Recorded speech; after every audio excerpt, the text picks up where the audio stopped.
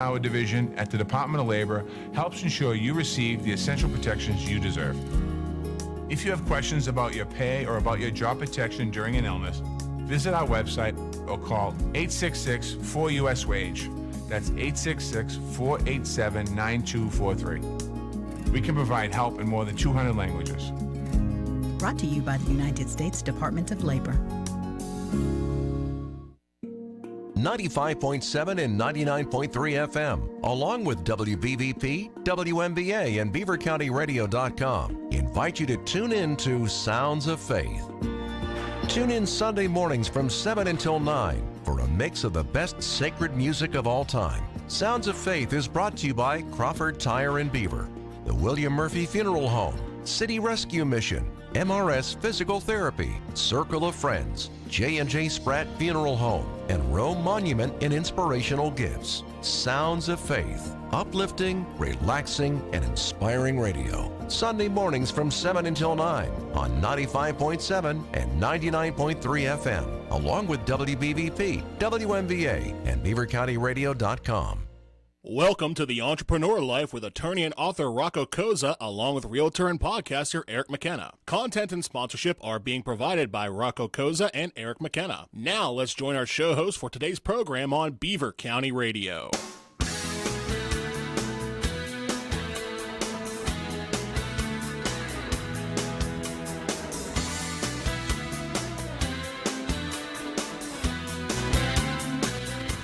Hey friends, and welcome to the Entrepreneur Life. I am Eric McKenna, and I am joined every Saturday here from 10:30 to 12:30 by the incomparable Mr. Rocco Cozza. I love it. All right, New my word friend? every week. Well, I have to keep It's it. not a new word. He does use that word quite a bit. I will say. Incomparable. That's a good word. It is a good word. It's a big word like gymnasium. That was last week. That was last week. That was last week's word of the week. And of course, we're joined every Saturday by producer extraordinaire. That's another word I use a lot too. That is. But it's your word. Matt Durzik. How are you, Matt? Doing all right, doing all right. We're here today to talk about the entrepreneur life. That's thus the title of the show. We've been spending the past, I think this is show number five. Five. Yeah, it is. The fifth show. We're talking about, and ultimately we will all talk about all things entrepreneurial in nature, but we've been using the past couple of weeks here to talk about the process of thinking about becoming an entrepreneur and all that goes into the planning, preparation, and most of it mental, and getting your game right together. The way to reach us, of course, is the two most powerful numbers in all of Beaver County, 724-843-1888 and 724-774-1888. We generally take the calls during the second of our 2 hours, but if you feel you're so compelled that you just got to get in early, call and Matt will do his very best to get you on with us, and we'd love to hear your comments. If you are an entrepreneur and you got a unique story and you'd like to share a portion of that, we'd love to hear it. Don't worry if you get the urge to call, and indeed it's a little bit off from the topic we're on right now, we'll find a way to swing back around and grab you. But again, we like to engage with entrepreneurs and talk about the unique journey that is, and I guess the word unique, Rocco, is it, right? Yeah. I mean, it is everybody's story of this path to being self-employed is unique. Absolutely. I mean, it's very unique for each individual, but it's just a unique path in and of itself for anyone that takes it, because it's, when you're kind of growing up, I remember growing up thinking, okay, you go to college, you get a job, that's the path. And then once I realized that that's not who I am and decided to go down this other road, it messes with your head. It's a very it's a mindset shift you have to do, and just an operating shift, right? Because when you have a career or a profession or a job you're going into, you operate a certain way. And you kind of know the structure, the framework. Okay, this is what I have to do every day. I get to the office here at this time. It's somewhat organized. Very organized. My life is completely disorganized. I mean, let's just be honest. I mean, that is the life of an entrepreneur. Like, I have certain structures in place, right? But it is completely disorganized, because that's just the way of the entrepreneur. If anybody tells you, I truly believe, if anybody tells you that is an entrepreneur, that they are extremely organized and everything is in place and everything is just the way it should be, I think they're lying. Maybe just a little bit.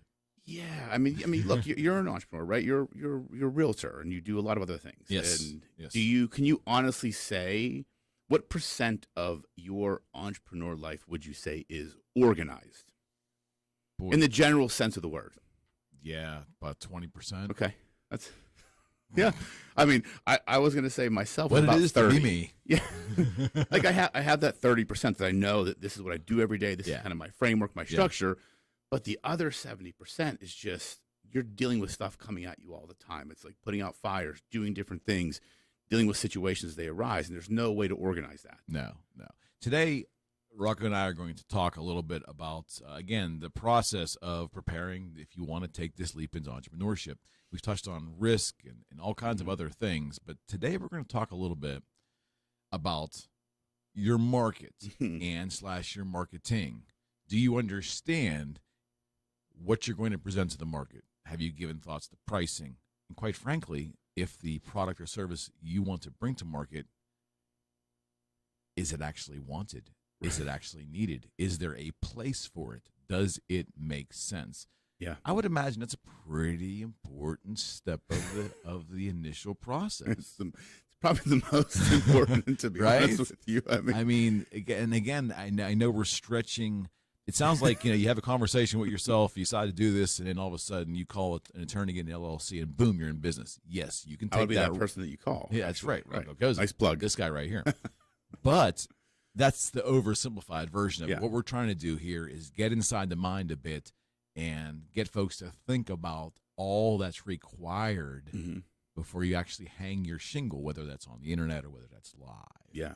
And today I want to talk about, is there a place for your goods or your services? Yeah, and is it unique? Is it something different? And it's funny. I'll kind of transition a story. So if everybody watched that show Billions, it's on Showtime. Great show. It's about like a hedge fund. Paul Giamatti on there? He's the antagonist, and Damian Lewis is the main character. He runs the hedge fund. But I was kind of rewatching the series. I'm actually trying to study the series a little bit. That sounds kind of goofy, but there are some interesting lessons you can learn from how they operate. But the main character, Bobby Axelrod, his wife starts this business where she basically gets like a hangover business. She goes in and do these IV drips. And wait, a hangover business. Yeah, so like, have you ever went, like, I've got vitamin IV drips. Oh yeah, for sure. This is, they were marketing it to people that, the morning after. Hey, you're hungover. So you go tie one on, then get stuck the next morning. Exactly. Everything's And better. with vitamins, you kind of get you back, get you back going. Okay. So they were trying to grow this business. What a world we live in. So she went out and said she wanted to go find investors because she wanted to grow the business. And he said, okay, I don't think you're ready, but I'll set you up with these meetings. And so she went to one meeting, and kind of the end of this episode, she was angry with him because she felt she was treated poorly by this person. And he made it he's like, you don't have anything unique. You sell a product you didn't invent, a service you didn't invent, drugs you didn't make. He's like, what makes you unique? And I think this is something that kind of in this talking about, do you even have a market? That's something you got to understand, right? They were trying to go out and get investors for a business that had nothing unique to it, right? It was drugs that were already made, a mix of them that was already created, a service that was already provided by everybody else. Like, what was their unique proposition? And again, I think in entrepreneurship, when you're starting, you have to understand, what is that value proposition to the market? What is the unique product or service you're bringing to the market? Not saying it has to be something completely unique, but if you are a realtor, right? What makes you different from every other realtor? And why will people buy from you? These are things you need to think about when you're starting that product or service type business. What makes you different? And will people buy from you, and why? Does that make sense? Yeah, it does. And I lump that into two classifications. So a realtor, a plumber, a service industry. Sure. There might not be a lot of intrinsic uniqueness in that field, but it's about your particular service and finding uniqueness to connect with people and have them perceive value doing business with you. Right. When it's a good, sometimes a product, a tangible thing, there's more opportunity there to find, I think, initial uniqueness in the standalone product. I disagree. I think you can find it in the service as well. Okay. Because I mean, why do some real estate agents make $1 million a year and some make $50,000 a year? I think branding and marketing. Right. So they've created something unique. Yeah. Oh no, I'm on board 100%. Right. I just think there's different kinds of uniqueness. There's a Sure. product uniqueness Mm-hmm. because I in my prior life there was a lot of product uniqueness, but also coupled with branding and all that stuff. Sure. But I'm in a field right now that it really is about branding myself Mm-hmm. and making sure that I'm doing all I can to show the public through proof and through work and experience Mm-hmm. that I do an excellent job for my customers. Sure. Thus my business will grow. So the uniqueness is just different to me. Okay. Whether it's a service or whether it's you're designing a shirt. Sure. So I mean, it's not that a shirt should be downplayed, but I'm saying, can you find uniqueness in that shirt to differentiate yourself? Right. So coming back to your original point, like the first question you have to ask: will people buy this thing or this service from me? Right. And if you haven't asked yourself that question before you start, don't start, because that is the first thing you have to understand. Repeat that. If you haven't asked that question to yourself, the question being, would someone buy this product or service from me? If you haven't asked that question, don't start, because that is the gateway question to entrepreneurship.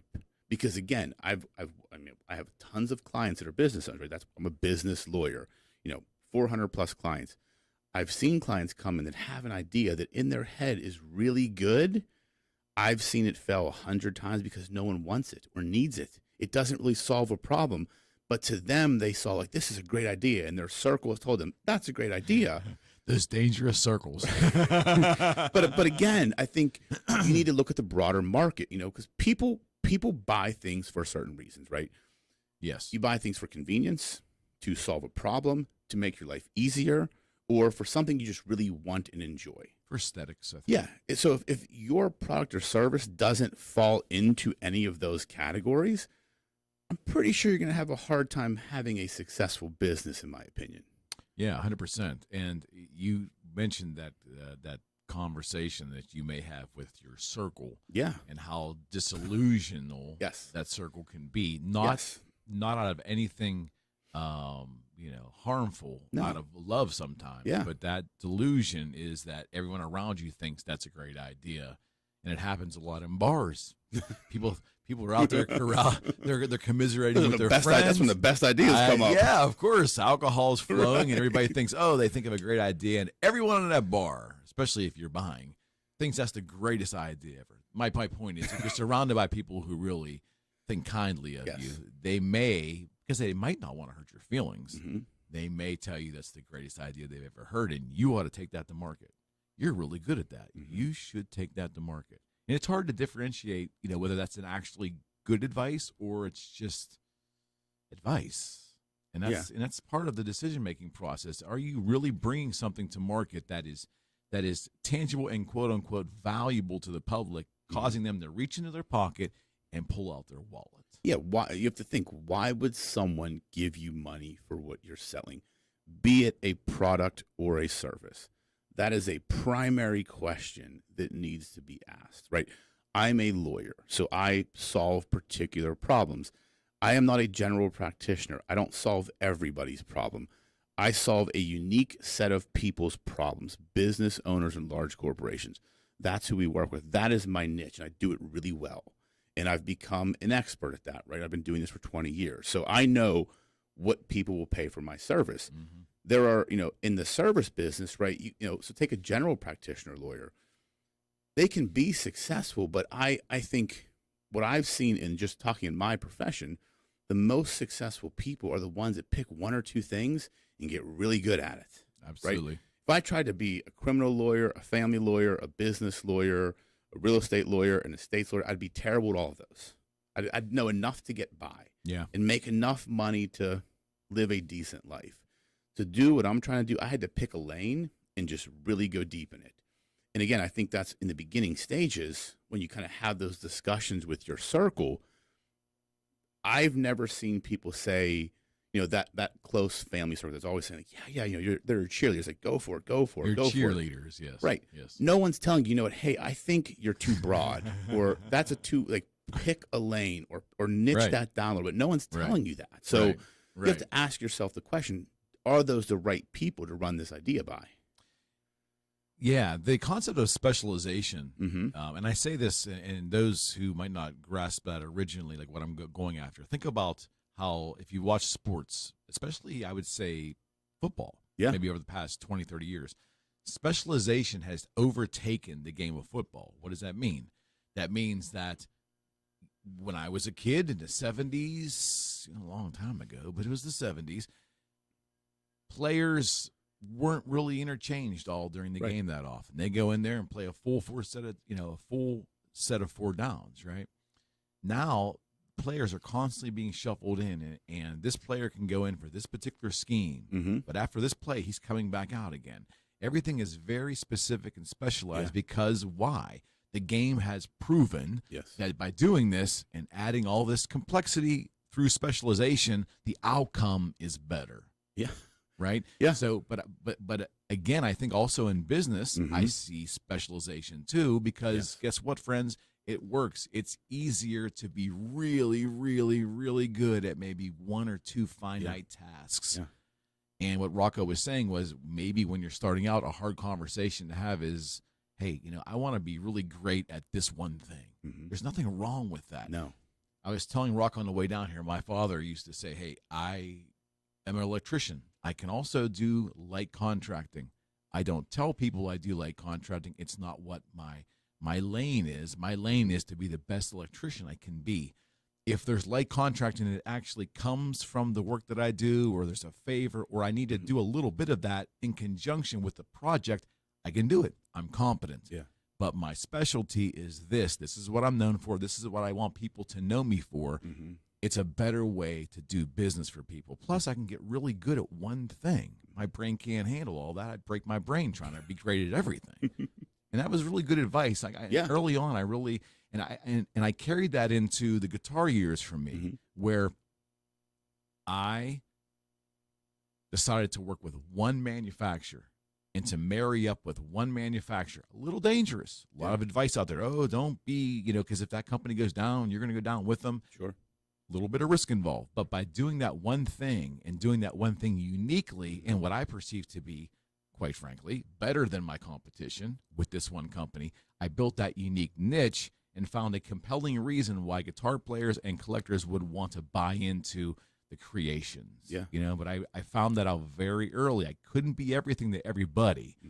But to this certain niche of guitar player, this guitar style, I could cater to it and be the best. And you said the most operative word, and like the saying goes in business, the riches are in the niches. The riches, and that's really it. And that deals with specialization, right? Look, I mean, and this is a little bit too deep of a conversation, but when businesses sell, because we deal a lot with when businesses sell, right? A business that's a commodity business, meaning they just sell a general product, sell for a lot less than a specialized business. Like in the tech sector, we'll say. So also, I worked in the tech sector for a long time. We have a lot of tech sector clients. The tech companies that just do basic IT consulting, right? They may sell for a 4 to 6 multiple. What that means is you take your profit, you multiply it by 4 to 6. That's what you sell for. You're talking about business valuations. Yeah, business valuations. Right. A company, same type of IT company that specializes in one unique thing, maybe data analytics or some sort of business intelligence, they typically sell for an 8 to 12 multiple. Got it. So they're a higher valued company because they're specialized. We don't talk about that in the beginning of entrepreneurship. That's a good lesson. Yeah. I don't think, how many, let me ask I like to educate people, well, man. Friends, let me ask this question. How many new entrepreneurs even hear that kind of advice? No one does. No one does. And these are things I try and tell my clients when they come in and have these ideas. If I see their idea and say, this is way too broad, and I tell them, like, if your intent is to sell your business 5 to 7 years down the road, here's what you need to do. You need to narrow that focus a little bit. There are a lot of things that entrepreneurs just don't understand. They're not talked about in the beginning because they're not going to the right people. They're not getting the right advice. They're in those circles with people. Like, take restaurants. Restaurants, pizza shops. They have these businesses, and they're a cash heavy business, right? What these entrepreneurs don't understand is if you're not necessarily claiming all the cash, you're not going to sell your business for very much. Like that's going to impact you down the road when you want to get out. Right. These are things that people aren't talking about in the beginning, and you need to understand some of these little nuances about entrepreneurship, depending on the business you're getting into, and if you're thinking about that product or service, niching down and specializing is probably the best thing you can do, in my opinion. So I have a good friend of mine that owns a restaurant and owned a restaurant for a long time. And about 5 or 7 years ago, he basically made a decision to pare down his menu. You would go into this restaurant, and I would call it an Italian restaurant, but he really, based on his menu, you didn't know where you were because it was the whole world was represented in this menu. And it was just the Cheesecake Factory, as I feel. It was just pages and pages and pages of things.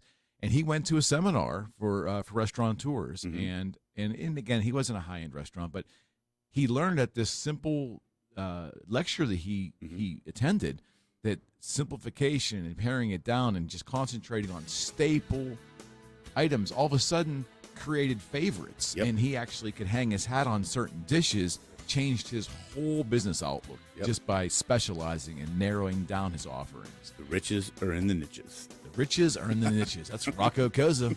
Friends, you're listening to The Entrepreneur Life. Eric McKenna, Rocco Cozza, and Matt Durzik, and we will be right back. Mark your calendars for Saturday, May 21st from 9 to 5 to spend the day at the Beaver County Airport for the annual Wings and Wheels Aviation Appreciation Day and Classic Car Show. Air Heritage Museum, in partnership with Beaver County Radio and the Community College of Beaver County, invite you to spend the day enjoying historical airplanes, classic cars, delicious foods, and homemade baked goods. Local businesses have joined ranks to sponsor the Wings and Wheels event at the Colonel level. The Health Hut Stores, Bethany DeLuca with State Farm Insurance, Tri-County McDonald's in Chippewa, Sherwin-Williams, the Pittsburgh Institute of Aeronautics, Rochester Machine Corporation, Moon Township Ford, Patriot Home Care, and Bassetti Hardware. Also, a special thank you to St. Barnabas Health System for their broadcast coverage. Do not miss the spectacular Wings and Wheels event at the Beaver County Airport on Saturday, May 21st from 9 till 5. What if you were wearing something sexy? What if you were drinking? What if you made the first move? No matter what, sexual assault is never your fault. Support is available 24/7 through the National Sexual Assault Hotline. Call 1-800-656-HOPE or visit RAINN.org. That's RAINN.org. This is Christina Ricci with RAINN, reminding you it's never your fault. Brought to you by RAINN and this station. One source for all things Beaver County, whether it's on air at 1230 WBVP, 1460 WMBA, on FM at 99.3, or online at beavercountyradio.com. No one informs or entertains like Beaver County Radio on multiple devices anytime, anywhere. Since 1948. Good evening, basketball fans. This is Chuck Wilson speaking to you from Convention Hall in Philadelphia. And getting stronger every day. beavercountyradio.com. St. Barnabas thanks you for listening to Beaver County Radio.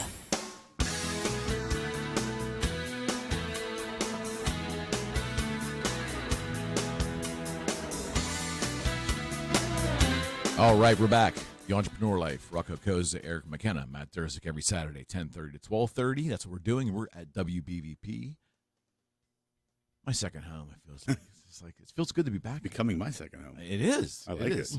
Now, you were just talking about business valuation and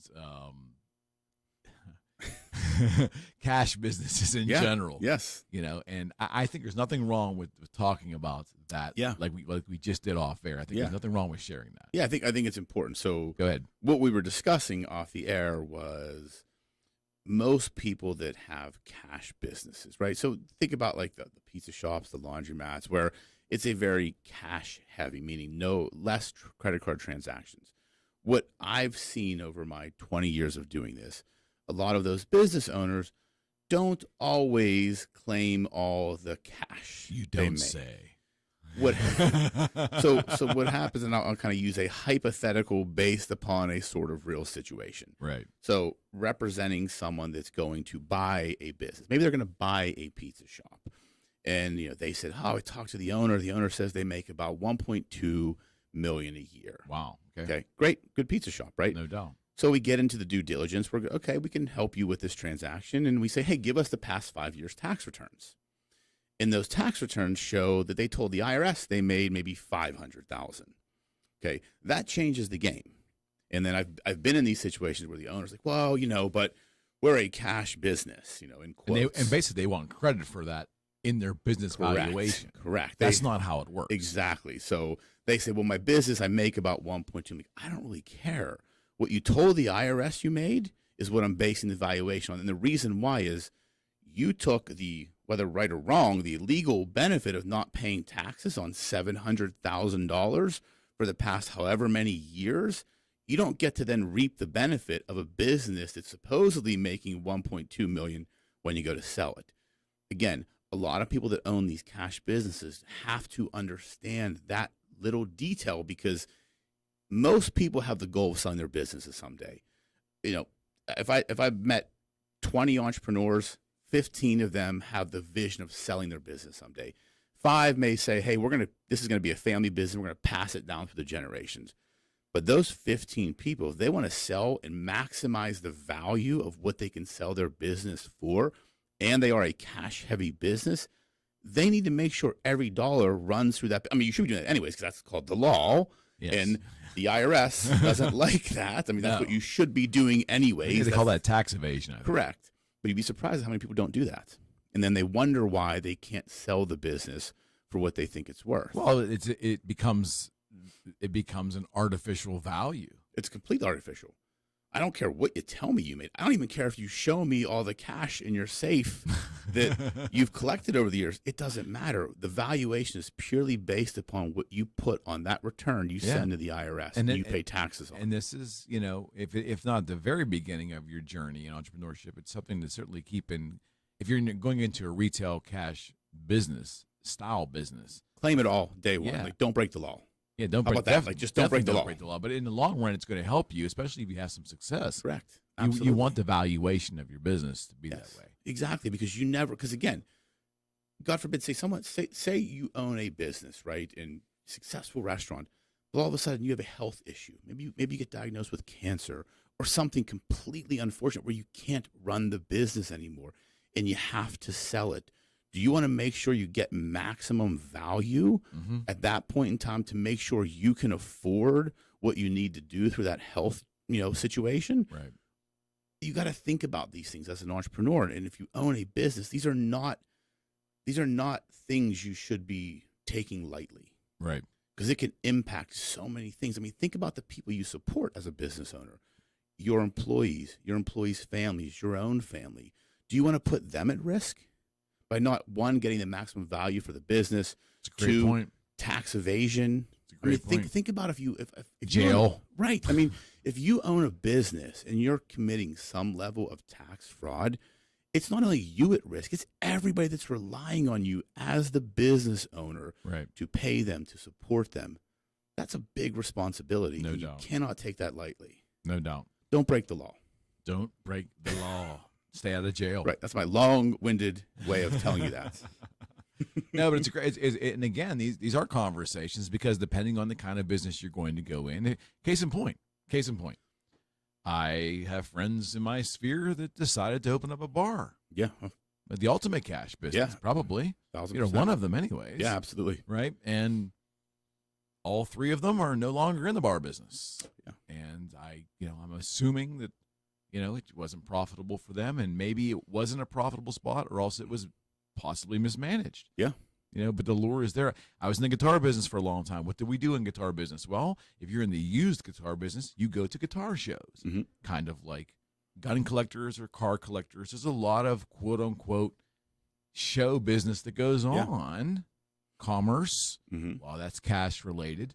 And I knew some very astute and some higher end guitar collectors, but a lot of them were kind of like working out of their house, living very modestly, and you knew that it was just So their business valuations for that entity they had probably on paper wasn't much. No, absolutely not. And that's a dangerous way to live. Completely dangerous, because that also can impact your financing, right? So say we'll take a pizza shop example. I hate to pick on pizza shops, but it's just what's coming to mind. You got a problem with pizza, buddy? No, I'm kind of hungry. I have a protein shake here, which I'll drink on our next break. But but the reason why I say it, so say, okay, you have a pizza shop and you have the opportunity to expand into a new market, and you need some bank financing, right? You need like a working capital line of credit. Good luck. The bank's going to say, let me see your numbers. Let me see your tax returns. They don't care what you say you make. They care what you tell the government you make. Right. So that, not even just selling your business, it impacts your ability to finance your business. And to grow your business. Exactly. Woo. That's got deep there. Powerful first half hour. Friends, you're listening to The Entrepreneur Life. I am realtor and podcaster Eric McKenna, and my co-host, Rocco Cozza, attorney, business attorney, exactly. speaker, Specialized. author, all that good stuff. And, of course, Matt Durzik. And this is Beaver County Radio, 1230 WBVP and 1460 WMBA, and, of course, 95.7 and 99.3 FM, and always streaming live at beavercountyradio.com. Stay tuned for Town Hall News, and we will be back. You're listening to 95.7 FM, 99.3 FM, presented by St. Barnabas, in addition to 1230 WBVP Beaver Falls and 1460 WMBA Ambridge. Breaking news this hour at townhall.com. I'm Bob Agnew in Washington. Ukrainian forces are fighting to hold off a Russian advance in their country's south and east. That's where the Kremlin is seeking to capture the industrial Donbass region. The mayor of Melitopol, meanwhile, Ivan Fedorov, says Putin was unsuccessful in gaining support in that city, so now he's blocking it off. He totally closed our city, blocked our city. We can't deliver humanitarian aid, we can't deliver pharmacy, we can't deliver food for emergency services. Meanwhile, the United Nations has tried to broker an evacuation of civilians from the ruins of the southern port city of Mariupol. The White House is undergoing some staff changes ahead of the midterm elections. As President Biden looks ahead to the midterm elections, the White House is changing some personnel. Advisor Cedric Richmond is leaving for the private sector and will also become a senior advisor to the Democratic National Committee. Climate advisor Gina McCarthy plans to step down, and Press Secretary Jen Psaki is expected to depart in the weeks ahead. That's White House correspondent Greg Cluxton. Thousands of firefighters are battling destructive blazes in the Southwest. Fire behavior specialist Stuart Turner. The logs, the branches, stumps, those type of things, those are coming down to 8%. He says they're very dry out there. The biggest fire in the U.S. grew Friday east of Santa Fe to about 120 square miles. Oklahoma's junior U.S. Senator James Lankford praising the state's outgoing senior senator Jim Inhofe. Lankford says since entering the Senate in 1995, Inhofe has helped shape legislation in two key areas. One is on transportation infrastructure areas, and the other one is on national defense, and the whole country has benefited from him digging in on those two areas for a very long time. Florida Senator Rick Scott says more Americans need to let the president know they disagree with his policies on the southern U.S. border. More of these stories at townhall.com. I'm about to compare a pepper shaker to a cash-out refinance. Hang with me. You know when you're at a restaurant and they ask, would you like some fresh ground pepper? And then they crank that giant tube, but almost nothing comes out? For me, only a certain amount of time is socially acceptable to wait. I know that getting that pepper out might make my life better, but it just seems too impossible. And that's what we hear people say about the cash-out refinance. People realize that the value of their home has gone up like hot pepper the last few years, leaving all this extra money sitting inside their home. But is it too hard to get out? It's Ryan from United Faith Mortgage. If you're interested in cashing out the extra pepper in your home, we're good at doing all the work while you just sit back and relax. And often, your mortgage payment and years in the loan will stay the same. If you'd like to hear about your options, we are United Faith Mortgage. United Faith Mortgage is a DBA of United Mortgage Corp. 25 Melville Park Road, Melville, New York. Licensed mortgage banker. For all licensing information, go to NMLSConsumerAccess.org. Corporate NMLS number 1330. Equal housing lender. Licensed in Alaska, Hawaii, Georgia, North Dakota, South Dakota, or Utah.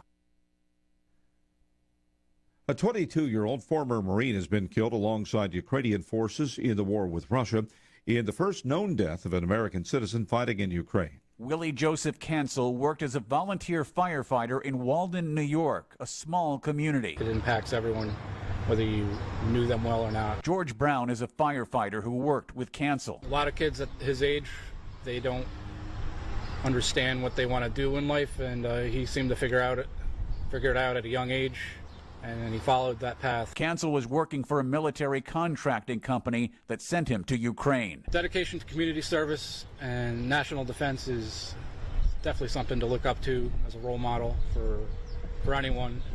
Willie was no exception in following that path, and the heart breaks for his family. Cancel's father says his son decided to go to Ukraine to defend innocent people. That's Ed Donahue. More from townhall.com.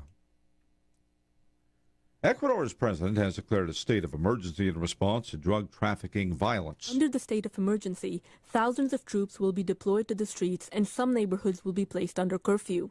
This is the second time President Lasso has used emergency powers to counter violence in the country, which has increased in recent years. And that is BBC's Anna Aslan reporting. Elevator maker Otis Worldwide is reevaluating its future in Russia amid the ongoing war in Ukraine. Otis chief executive Judith Marks says the company is disheartened by the escalation of the crisis. She adds it's evaluating the best ownership structure for the business, whether that's with Otis or somewhere else. The company has said its operations in Russia represented approximately 2% of its 2021 revenue, based mostly on new equipment sales. And that report from correspondent Jeremy House. You'll find more on these stories at townhall.com. From Washington, I'm Bob Agnew.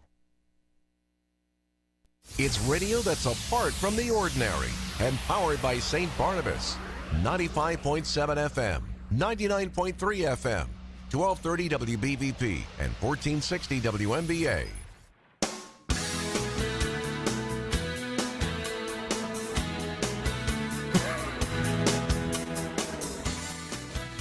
Oh, okay. We're back. The Entrepreneur Life. Rocco Cozza, Eric McKenna, Matt Durzik. Woo. Friends, if you are interested in entrepreneurship, maybe you are an entrepreneur, you have something to contribute, a question or a story about your journey, we'd love to hear from you. 724-843-1888, 724-774-1888, the Beaver County Radio hotline. Matt will get you on air here. Everybody's story is different, Rocco, and that's the one thing. Everybody has that unique story. And what's great about entrepreneurs are, especially the ones that have a little bit of success, is they love the story because it's really just the most exciting thing. They want to share it. And I noticed this about entrepreneurs, too, and I guess it's a little bit of a right term, but it's a great club to be in. Yes. Because 1,000%. What I have found is entrepreneurs, for the most part, at least my experience, and correct me if I am wrong, but they genuinely love sharing. They love sharing things that work. They love sharing their success. Yeah, is there a little ego in there sometimes? Sure, but you know what? They've earned it. Yeah. But I think a lot of it is rooted in helping others. Absolutely. Like there's a camaraderie where you want to be of help to other people going through something similar. Yeah, I completely agree with that. And that's why, that's why I love the groups of people that I surround myself with, because they're all entrepreneurs. And we're not competitive with one another. It's you want that person to be successful, and you want to help them in any way you can. I think that is an entrepreneur's mentality. And I think that people that aren't like that, because I have seen entrepreneurs that are very close to the vest, competitive. I don't want to be around those people. Two, I think those people won't be as successful.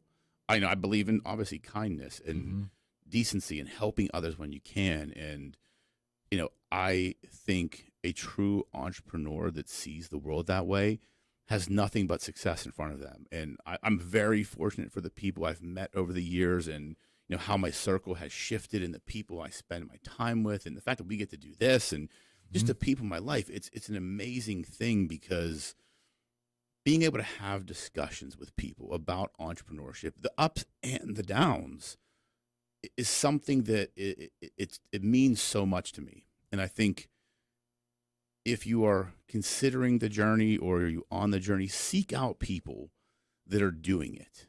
And I'll speak to this as on the other side. Yeah. So starting an internet business in 98, and the way I did it, by just marketing products, they were guitars, online, I really was isolated. And I did not have a sphere of entrepreneurs. I didn't have a group of people who were small business owners even to go and bounce things off. And I definitely did not have anyone else out there even remotely close to me who was doing exactly what I was doing, because a lot of what I was doing was unique to me. Yeah. So not having that sphere to be able to bounce ideas and frustrations and kind of get excited about things, I had to do it from a solo standpoint. And I feel like, I could have benefited really from having not just legal advice, not just finance advice, really having someone else who has like skin in the game, similar out there doing similar things. We were talking off camera that I used to go to a lot of guitar shows and there was a lot of commerce going on there, right? The reason I liked it beyond the commerce and buying inventory, I used to like to be able to pick other people's brains, meet other people from across the country who are in the guitar world. It was great. It made me feel good about what I was doing. But I also felt like, hey, I'm not alone in this journey. Yes. Because I think sometimes entrepreneurship, especially web-based entrepreneurship, can be perceived to be very lonely. Now, how can you be lonely when you're interconnecting on social media, all this stuff? Well, virtual connectivity and human connectivity, two different things. Yeah. And having real conversations about what's happening with you, maybe some real advice, that's helpful. Yeah, I mean, look, entrepreneurship is a lonely game, right? Like I have employees and people I work, but it's still lonely, because there are certain things that I would never burden them with. There were things that they don't know about that go on in the background that I have to deal with to make sure the firm functions and to make sure everybody's paid and everything's happening that needs to be happening. So that needs to be happening. So that's a lonely game. So having other entrepreneurs that are in that similar, like leading an organization or running a company, having those people around me to just vent to, or just kind of 100%. Just be a sounding board and almost be a therapist, so to speak. It has helped me tremendously, and I did not 10 years ago, I would not be able to say what I'm saying right now. I didn't understand the importance of the circle in those people. And I remember hearing that statement, growing up, you're the average of the 5 people you spend the most time with. Absolutely. That is the most true statement there is, because who you surround yourself, who you spend your time with, who you share ideas with matters most. And it can elevate you or it can pull you down. And you got to make that decision who you want to be in that circle, especially as an entrepreneur. So to talk a little bit about that circle, here's one of the values of having a tight circle as a young entrepreneur. Let's say you decide that you're going to do this service or you're going to produce this product, and it all lines up and you go into it with gusto and it kind of works, right?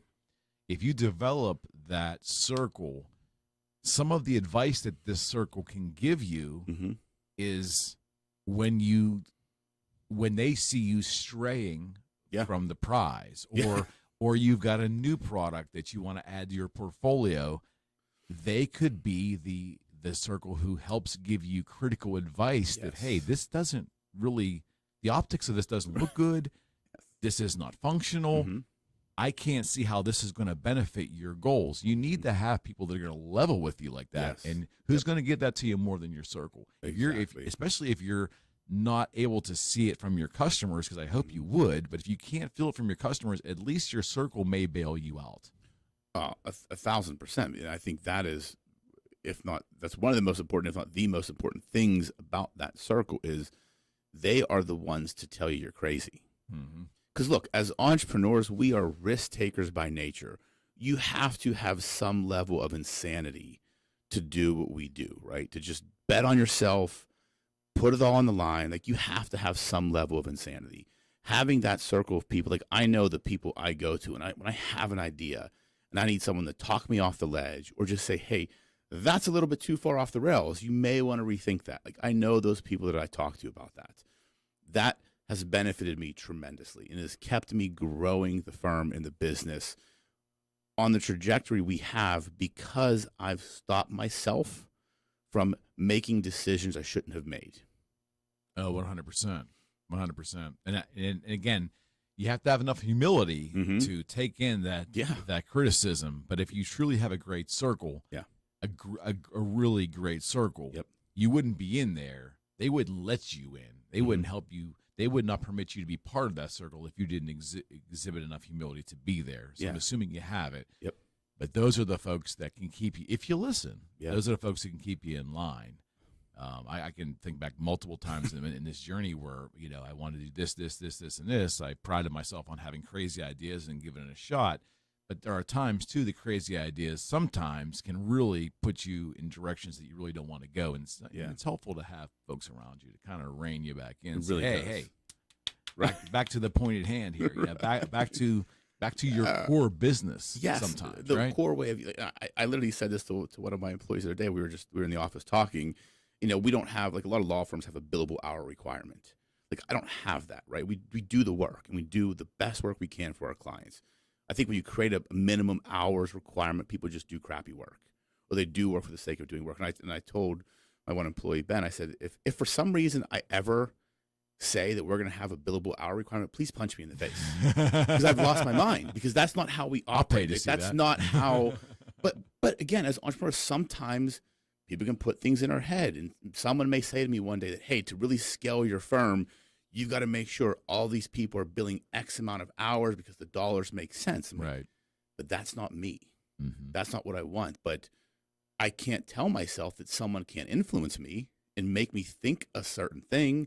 So I've got to tell people in my circle, people that I'm close with, or people that I trust, to say, if I ever do that, please make sure you put me in check. And you've got to have that, to your point about humility, right? You've got to have the humility to ask that of someone. Oh, 100%. And that humility component is just so vital, because and again, I think probably we're in our 40s, right, Rocco? We're in our 40s. But my late 30s, man. But being the age we are now, it's easier for us, I think, to talk about the benefits of humility, because we had to gut through the early years when humility had not found us yet. Right. Yes. But once you understand the power of it as a business owner, I mean, humility is I think that the connotation of the word sends your mind one direction. Mm-hmm. But as a tool, as a business tool, humility is like, that's a thing. It is. That's a thing. It is. It humanizes you, right? And I think too many successful business owners or entrepreneurs, sometimes the ego gets in the way. And I believe to truly be successful in life, and everybody defines success differently, right? But I have my definition of success. To truly be successful in life, you've got to take ego out of the equation. You have to have a certain level of confidence and gusto, because you're putting yourself in, like, I'm confident in myself. I don't think I have an ego. Maybe some people say I do, but I'm also humble, and I have the humility to know when I'm wrong, to know what I don't know, to ask for help. There are certain things I've learned over the years that, I made that post on Instagram yesterday where I was talking to my younger self. One of the things I said was ask for help. Like, when I was younger, I wouldn't do that. I thought I had to know everything.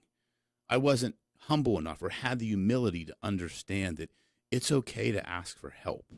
People will actually want to help you. And that just comes with age and wisdom, I think. Understanding that humility is one of the most powerful things you can have as an entrepreneur. Well, it's almost a gift. You really look at it as a gift. I mean, once you get it, it's the gift that you give and the gift that keeps coming back to you. The gift that keeps on giving. And I know it's esoteric, but it really, it's, they say that youth is wasted on the young and humility is wasted on the old, because the old get it. Okay, you don't really get it when you're younger. That's the shame of it all. No, but I think that's the point of being young, right? I mean, you're young and dumb. You have to, like, if someone would have, even if I would go back and tell my younger self these things, I would probably still do the same stuff I did, because that's how you become who you are. Right. I wouldn't be this person standing here today if I didn't go through everything I went through. I'm saying that 100%. I'd be a different person if I didn't. Let me ask you this. So if you are in a service industry and you want to take your services from an employee situation to starting your own, whether it's law, whether it's plumbing, well, not plumbing's a little different, whether it's real estate, whether it's consulting work, whatever, you don't have a tangible product. You're not going to sell a T-shirt. You're not going to sell a widget. You're basically selling your knowledge, your presentation, your dedication to customer service, all the stuff that comprises you, and a lot of your personality, right? Yep. Are there questions that someone who wants to do this should be asking themselves what they can do to set themselves apart from what they see? I'm going to guess that you're seeing other people out there doing what you want to do, and you're seeing how you could do things maybe a little different, or you could do it as well, or you could do it better. I get all of that, but are there questions you should be asking yourself about uniqueness and differentiation? I'll get it for you. Differentiation. Differentiation. Wow, that word is just not coming. I'll say it for you. Yeah, that word. Anyways. Exactly. But these are questions that are probably going to be a little harder for someone in a service industry starting out as an entrepreneur, as opposed to making T-shirts. And I can make a unique T-shirt with a unique brand that's mine, and that's the differentiation that I can use in the market. When it's a service, you're basically creating your own level of service. It's a simple question, and I'll tell you the answer to it. On the question on the other side. On the other side of the break. Okay, this is good. This is good. Friends, The Entrepreneur Life, Eric McKenna, Rocco Cozza, Matt Durzik, Beaver County Radio. We'll be right back. A whole new world of perks awaits you at Aliquippa Giant Eagle. If you haven't already switched from fuel perks to the all-new My Perks program, here's some very exciting news. Existing Aliquippa Giant Eagle Fuel Perks program members can take advantage of some amazing benefits by switching over to My Perks now. Get valuable perks on groceries, gas, and gift cards when you switch over to the My Perks program. Certain restrictions apply toward using perks on future purchases. Click gianteagle.com/myperks or visit Aliquippa Giant Eagle for more information or to sign up today. The new My Perks program at Aliquippa Giant Eagle has lots of other immediate benefits too, like longer expiration and more ways to earn. The time is now to switch and enjoy more perks than ever with the new My Perks program. Hurry, switching incentives expire soon, so act now. Visit Aliquippa Giant Eagle in the Green Garden Plaza.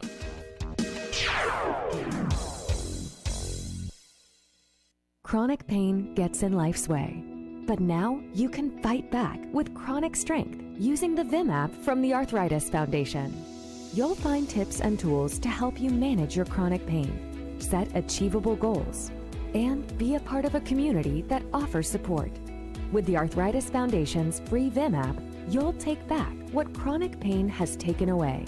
Download VIM at arthritis.org/VIM. That's arthritis.org/VIM.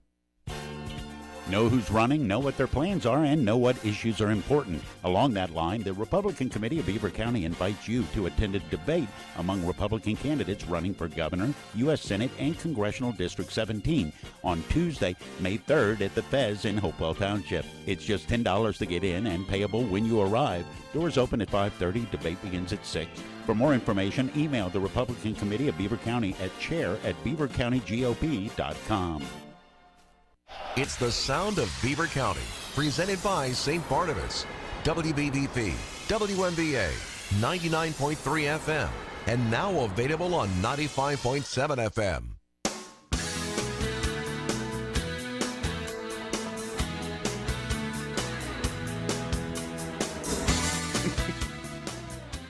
My co-host over here thinks that the whole world revolves around South Park. No, let's clarify. I'm just you asked kidding. if the show's still on. I said yes. I said the show. I don't watch it, but I do catch clips Well, of it. Matt told us that it was still on. Yes, thank you. Matt was able to for clarify educating that us. It's still a thing, right? They're still. I just like it because they're ruthless to both sides. To all sides. To all sides. Like that's what I like. They say what I feel like everybody's thinking in certain situations. They just put it out there. No doubt, kind of like this show. To an extent. We are the clean version of South Park. I'm kidding. Okay, so again, you're starting a business, Rocco. Yep. It's not a tangible thing you're selling, not a good. You're selling a service. Mm-hmm. Differentiation. I can't pronounce that word. What Good is it? shot. That was a good one. That's good. I like it. I can't pronounce the word I want to say. It's differentiation. See, it's that public school education. I'm sorry. Differentiation. I'm surprised I can say it because I talk a lot faster than you, but for some reason I can slow myself down for that word. That's good. But my point is you have to create the reason people are going to use you for this service. Sure. Right? And like we can talk about how you do that, but that's a hard conversation to have with yourself. You feel you're great, and you can, or maybe you don't know you're great, but you know you can do that over there, and that guy's getting paid to do that, and he doesn't have a boss. Maybe I'll do that. Yeah, but here's the question you got to ask yourself, and this is what we said. It's simple. Why me? Why is someone going to choose you over that person over there doing it? I would say, why not? What do you mean, why not?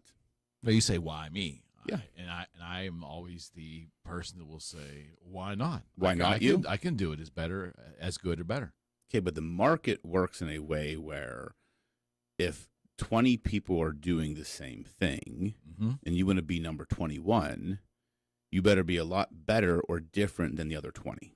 Correct. And you've got to figure out what that thing is. And what I say, why me, is that this is what I would hope all entrepreneurs starting would have that attitude. Like, I can do that. Yeah, the why not me is really the statement. Why right? not me? Very good. But on top of that, or coupled with that, how do you make that happen? Exactly. How do you, like, I knew when I was going into leaving the corporate world to start my own practice, I had to ask myself that question: why me?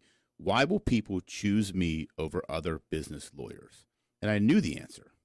And that's why I started. And that's why we got to where we are. I had that hard conversation with myself, really did that self-assessment and said, why me? And I said, because I see it differently. I do it differently. I approach it differently. I was at a big firm. I worked in-house. I saw everything these firms did wrong, in my opinion. And I knew how to do it differently. So I was very confident in my ability to be different than everybody else. And that's what we're doing. Yeah, I think real estate evolved in that for me. It was a midlife change, career change. But I saw the skill set required to do it, and then I saw the skill set that was required to do it well. And then I saw an opportunity to add some different skill sets that kind of really, really resonated with me to do it well and different and unique. And I think once I grasped that and created, whether it's, for lack of a better phrase, created the persona of who I am as a realtor, once I created and honed that, and a lot of it was based on skill and technique initially, once I got a hold of that, that's where my value came. And that's the value that I could convey to the market. Well, I think, too, in a service business or a service-based business, I'm selling me. Like, the service is the byproduct, right? But I'm selling 100%. Me. Like, you can go get a business lawyer anywhere, or you can find one anywhere. But the reason why people choose my firm and us is because of me and the people that work for me. 100%. They choose us, the individuals. The law is the constant between all the business lawyers. The reason why we get selected so many times by clients coming in is because of the people we are and the way we approach the world. So when you're thinking about a service business, what makes you as a person different? Why do people want to work with you? Yeah, it's a good question to ask oneself, for sure. People don't ask that question because it's a hard, you got to really look in the mirror. Oh, there's no question. Yeah, it's much different asking yourself that question as opposed to what makes my T-shirt cooler than all the marketplace. Yes. It's different. It's a completely different mentality. So, slight right turn here, but same vibe. That's the second right turn we've taken today. Well, we're going to take a few. If we do enough of them, we'll make one big circle. Is that how NASCAR works? Anyways, that's turn. Am I right? That's how NASCAR works. That pretty much is how NASCAR Frank works. Sparks, that's how NASCAR. Frank, if you're listening, call. They go right or left? I've never really watched. They go left, right? They go a little ways and they turn left. Yeah, actually, they do go left. It's your left. Yeah. But they all go around one big circle. So we were off. Left turn, right. That's what this show does. We can start competing. Okay. Anyway, so listen. Back to the right turn. Yeah, so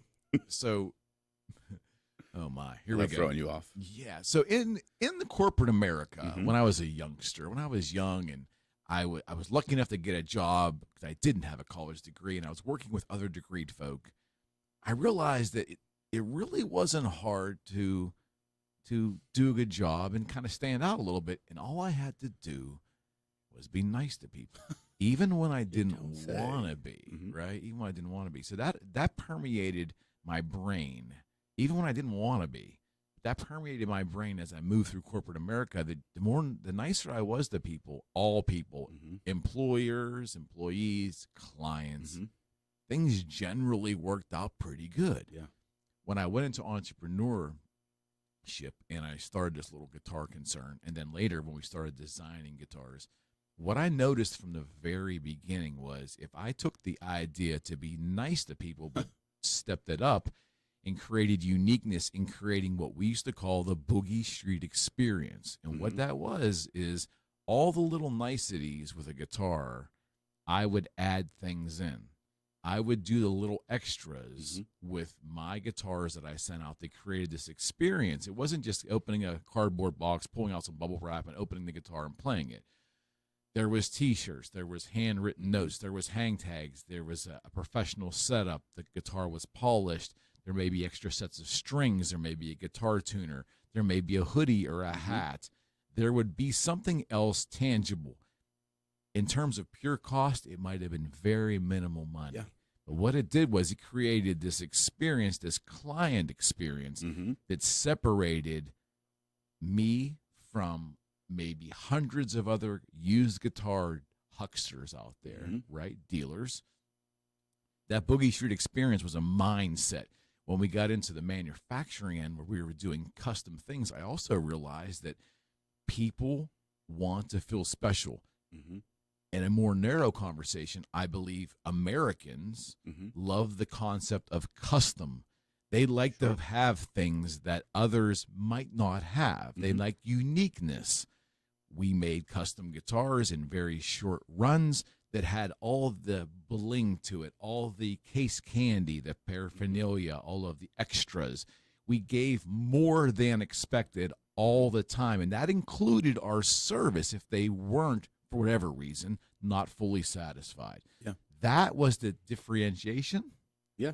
Close. The differentiator. Yes, that was what we could hang our hat on as separating us and answering that big question that you just brought to me. Why me? Yeah. It was why Boogie Street? Well, it's the experience. And I think that helped me moving into real estate years later, because what do realtors do that I like? What do realtors generally do that I don't like? Let me see if I can eliminate some of these intrinsic things in the practice that are sometimes just bad habits. Oftentimes just taking people for granted, clients for granted, taking the process for granted. If I eliminate those things and I try to concentrate and refine my presentation and ultimately in my reputation as a realtor and make that uniqueness, quite frankly, it really, I used to laugh to myself, I'm just slowly correcting some of the bad habits that our industry has. But that actually is so rare, that created uniqueness just by doing my job correctly in an industry that sometimes gets sloppy with things. Yeah. That doing it right, and I think just like attorneys probably, great realtors that have great reputations are the ones that are doing the job right and to the client's benefit all the time. Yes. That shouldn't be a unique concept, but No. in today's society, Rocco, that can sometimes be all the uniqueness you need. Just do the job better and do it correctly. And be a good human being. On top of it all. That's really what it boils down to. And it's, and that's why I think we have set ourselves apart. We don't charge for consultations when someone calls. Most people get blown away when they're like, what's it charge for a consultation? We don't. I want to see if I can even help you. Because I know when someone's calling, they have either something they want to start or a problem they need to solve. Right. And even if I can't help them, I want to give them the comfort that they feel heard and that I can at least guide them to where they need to go. 100%. And that's just human nature, right? Just being nice today got me out of a speeding ticket, sort of. That was the drama on the way to the show today. So I got pulled over going rather quickly in, a spot I should have been going quick. Officer pulled me over. I was completely apologetic. I said, I apologize. I did not realize how fast I was going. Very polite. This gentleman was completely amazing, super, just very, you could tell, a good human being. He asked where I was going. I told him, gave him all my information. He came back and said, you know what, you haven't had a anything on your record for years. He's like, I just marched you for going 5 miles over the speed limit. Just a fine, no points. Right. And I feel like, when you treat people with decency and respect, the world kind of gets out of your way and lets you do the things you're supposed to do. Like if I was rude to this guy or said, why'd you pull me over? Like I'd have probably, 4 points on my license and a lot higher of a fine. But because I treated this individual with kindness and respect, and he did the same thing back to me. 100%. In business, it works the same way. Like I bring clients in sometimes. They may sit in my office for 2 hours. We don't charge that, but I want them to feel heard. It's human nature, right? As human beings, we want to feel heard and understood. Yes, indeed. And most people in the service business want to talk and tell instead of listen and understand. And once I learned as a lawyer, the best thing to do is listen and understand instead of talking and telling people what to do. It changed everything. And I was told that as a very young lawyer by one of my early mentors. He said, listen more than you speak. And that piece of advice has sat with me over the years, and it has been a fundamental strength of mine, which has helped us grow. And it's truly just human nature, being kind to people. Yeah, it's not hard. It's I remember I went and gave a talk to a youth group a couple years into the guitar years, and I really didn't know what I was going to say. I mean, I was kind of flabbergasted they wanted to hear from me. But the entire 15, 20-minute presentation was kind of off the cuff, but it was a learning experience for myself. You know how they say, sometimes the greatest training is when you just do things over and over again. Yeah. I actually learned about myself and my business and what I had done to that point by giving this presentation. Yeah. Because I hear it's coming out of me. I'm saying these things. And I'm like, wow, this is I need to really take stock, and this is my reality. Yep. All I basically said in these 20 minutes was that all these kind of cool things are happening for me because I've been nice to people. I've taken the mantra that, I'm just dealing with a smile all the time, even when I don't want to, even when someone's not nice back. I'm just taking the high road and being nice to people, I tell my son all the time this. It's kind of the key to life is just being nice to people. Just smile and more. I know that's oversimplification to some, but to me, it kind of has to start there, because what's the opposite of that? Maneuvering around in life, or whether it's business, whatever it is, not being nice to people. And I can guarantee you that if you do that, I can guarantee you that life isn't going to work out for you. No. That's a guarantee. 100%. But at least you put the odds in your favor if your default mechanism is just simply to be nice. And when it comes to entrepreneurship, I would say, and we kind of touched on this last week, I'll say it again, that's a question to ask yourself. Do you have it in you to, if it isn't your normal disposition, understand this is the public, and even if you're business to business, concern, it's still a public presentation. You're dealing with the public. Can you be nice as your default mechanism? Yeah. And it's not a yes or no answer. I'm sorry. It's not a right or wrong answer. You either can or you can't. No judgment. But if you can't do that, entrepreneurship is probably not the path. But here's the thing. I will disagree to something you said. Okay. It's not a whether you can't or can't. It's what you choose to do. To me, it's a choice. Oh, it's definitely you can choose. You 100%. can choose to be nice or not. You can 100%. choose to have a positive outlook or not. 100%. Right, but I think people just say 100%. Again, going back to you won't. Yeah, exactly. It's you won't do it. Saying I can't is a self-fulfilling prophecy. 100%. Yeah. Yes. Can I is the wrong way to phrase that. But my point is, will you choose to be nice to people as your default response, your default or not even response, as your default way of operating, your default mechanism for communication? Correct. And that is something you have to understand, especially in the service business, right? You will come across people of all walks of life, all backgrounds, every type of problem imaginable. And I know myself as a lawyer, right? I may be dealing in a day with 15 different clients' problems, but I know the client I'm speaking to at that moment, that is the most important thing in their life right now. And I have to make sure they feel that from me too. And my attention has to be completely devoted to that person at that moment to make sure they feel understood. Well, think about on the other side of that. Mhm. Thinking about the times that you've had service, that you were seeking service Mhm. in different different avenues of your life throughout Yeah. the years. There had to be times that you weren't getting that from a service Absolutely. provider, and you remember how you felt. Yeah. The frustration. When you were younger, you might have felt hurt, being put off, feeling like Yeah. a second-class citizen. It's not a good feeling. No. Like I'm thinking of 3 or 4 instances in my head that there's been situations where I just felt like my issue wasn't that big of a deal to them, and that they didn't even have the empathy or the awareness to understand what mattered to me and make me feel like it matters to you. And we'll do business for life. But if you make me feel like my issue's not that big of a deal to you, there's plenty of other service providers out there that I can find that'll make me feel like my issue matters to That them. is a compelling enough reason to do business with you, and also a compelling enough reason to absolutely not do business. And more on the latter, because I'll do business with people I know, but the moment you make me feel like I don't matter or my problem's not a concern to you, I'm out. Yeah, and again, if you're a person that your default disposition is just not real friendly, listen, this is not a knock on anybody. Some folks are quote unquote people persons.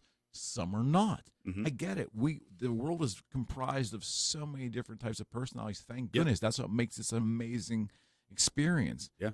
But entrepreneurship and business creation, engaging in commerce from day one and growing something, you're dealing 99.9% of the time, you're dealing with human beings as to obtain a livelihood based on your creativity. You have to deal with the human condition.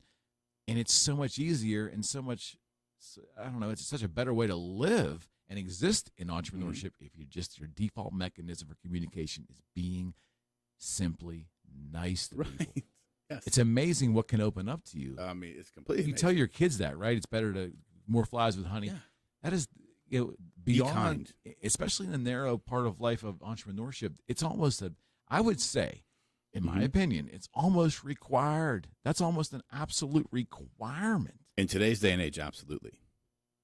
I think to be successful in the environment in which we are operating right now, if you are a person with a nice, kind, empathetic demeanor and a positive outlook on life, you can become extremely successful because of how toxic the world is right now and how much negativity is there. When someone does have that positive outlook and does take that viewpoint of being nice and kind and empathetic, they stand out way more than anybody else. That is one, it has to be who you truly are. And you can't fake it. People see right through that. But if that is who you are, you will stand out head and shoulders above the rest. And you'll have no choice but to be successful, in my opinion. Yeah, especially in today's day and age. And sometimes it really isn't more difficult than that. I mean, but again, I know this is going to, I keep beating a dead horse here, but these are questions you need to ask yourself before you ever take that first step. Can you be nice to people? And that sounds like, well, of course I can. Well, yeah, we all can in moments, but if your default mechanism is to really be put off by people, and listen, we're all delusional. What I mean is we're all delusional when we talk to ourselves. We all feel we're better people than we probably are. Absolutely. We all generally feel that we're nicer than we actually are. We all feel that we're right more often than we're wrong. And that's probably a lie. We lie to ourselves all day. That's just the human condition, I believe. When I say ask yourself, is your default mechanism for communication to be nice? I really mean it. Yeah. Because there's nothing wrong with saying, you know what? Probably isn't. Yeah. And if it probably isn't, that's an honest assessment of yourself. But I'm just saying entrepreneurship might not be the right path for you. Yeah. You may be better off as an employee. You might be happier as an employee, just doing your function there and just doing your thing. Right? Yeah, completely. Because in the game of entrepreneurship, be it product or service, you're going to deal with people all across the board in all ways, shapes, and forms, and every day, all day. And so if you don't have that default operating system of being nice and kind and empathetic, it'll be very difficult for you, just mentally, right? Because you're acting inauthentically. And the problem is people have a very hard time having that discussion with themselves. Yes. It's an ugly discussion. It to is. admit to yourself that I'm kind of actually not a very nice person. No one wants to think that of themselves, right? We all want to think we are decent human beings, right? We like you said, we're probably not as nice as we say we are. Like if you ask my kids if we don't, if I don't make Melina food she wants fast enough, we're terrible parents, different things like that. And she's going to love that I said that, I'm sure. But Melina. Ellie, she thinks we're wonderful, so she's totally different. And Gabe, he's in Hi, college, Ellie. so. but that's my thing. Like you have to have that awareness, right? And that conversation is a very hard thing to have. It is. Because 100%. But it's a fundamental conversation before you get into this journey. If you don't have that default, then I think you're dead in the water, in my opinion. So if this sounds too esoteric to folks, like having conversations with themselves and asking yourself if you have the capacity to be nice, if you think I'm all wet, I would ask you, for those that are from my generation, think of Seinfeld for a second. Think about one episode where there was the soup Nazi. Yeah. The fact that the soup Nazi had such an amazing product that he was successful, but he treated everybody terribly. That is such a rare thing. The odds of you creating something so valuable that you could treat people bad and still make a fortune, not impossible, very unlikely. Yeah, and pretty close to impossible. A guy who is serving soup and treating people bad in most circumstances is not going to be in business more than a week, right? So, and I'm sure we've all seen people that have been doing a business for a long time and they seem grumpy and they may have been nice at one time. Yes, people evolve, people change. Sometimes the journey of entrepreneurship tends to beat some people down. Yeah. I get it. It does. We all have bad days. Yeah, that's okay. It happens. But I can guarantee that successful business owner at one time when they were young in the entrepreneurship journey, their attitude toward customers might have been a little different. Yeah. When they needed them, right away to survive. I just think in the end, if you really have a default mechanism for communication. Now, I got to coin that phrase. Default mechanism for communication. Trademark pending. There you go. But if you have that and you can honestly look at yourself in the mirror and go, you know what? I have it in me to really be nice. I can turn it on and it can be real, and I can maybe try to put client needs above my own. I can do that and do it with a smile. You got a shot. Yeah. If you can ask, even if you don't have your product yet, even if you don't know what the heck you want to do, if you can tell yourself and look yourself in the eye and say, I can, my default mechanism for communication is positivity. Yeah. Doing business with a smile, being kind. That's, I won't say half the battle, but it's a lot of the battle. It is because part of being an entrepreneur and building a business is networking. Right. And that's, they say your network is your net worth. It's true. So you've got to be able to communicate with other people and build relationships with people, other business owners, customers, vendors. That's part of networking. And if you don't have the right demeanor, like you'll never make it. Like I've been to events where I'm like, that person is a you-know-what. And you can just see that no one wants to be around that person because they just have this air of like, I'm better than everyone. Like, I don't need to talk to you. I'm only talking to the important people in the room that I think that can help me. That is the wrong attitude to have.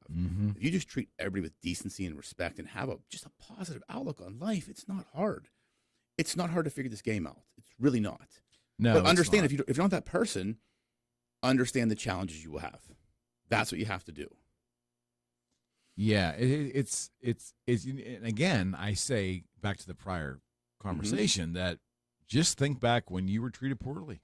I mean, if we all would just reflect back on times that we were not treated well in a business circumstance, that would give you all the answers on what you need to do to not be treating people the way you felt.